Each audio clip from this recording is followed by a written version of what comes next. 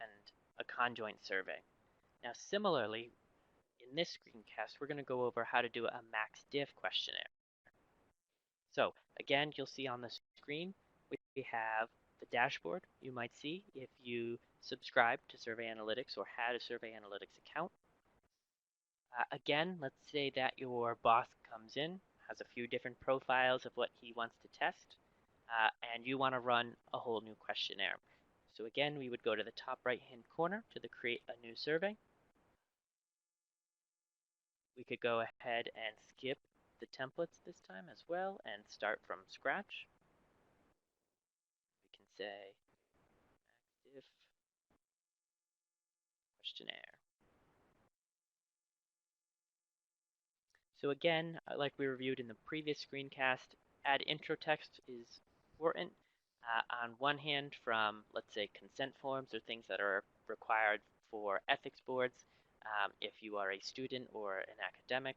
Otherwise, if you're just doing typical market research or industry research, these are good for directions, especially when you're entering complex or advanced question types like conjoint, MaxDiff, latency questions, things along those lines. So for our purposes, let's add a question so that we can find MaxDiff. Now you'll remember from last time there are two different places to find questions. One is the standard questions, where you'll see things like multiple choice, enter text, graphic ratings, things like that, as well as advanced questions. So we can go right to advanced questions. Again, in the middle, you'll see something that says conjoint models. You can just put your cursor over MaxDiff for a second, and it will populate an example there for you. And indeed, this is what we want to select, so we can select MaxDiff. Now, once you have selected the question type, you'll see in the right-hand side that box turns into your programming window.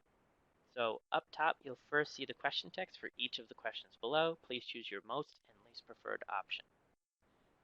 So as we've discussed in class, usually best worst scaling or MaxDiff uses most preferred and least preferred, but sometimes those labels are changed.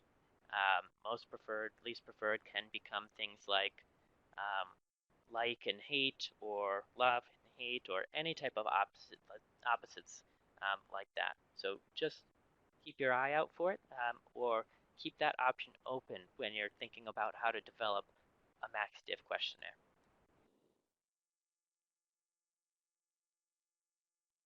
Now, MaxDiff can be used for testing things like product innovation or product profiles, but it can also be used to do things like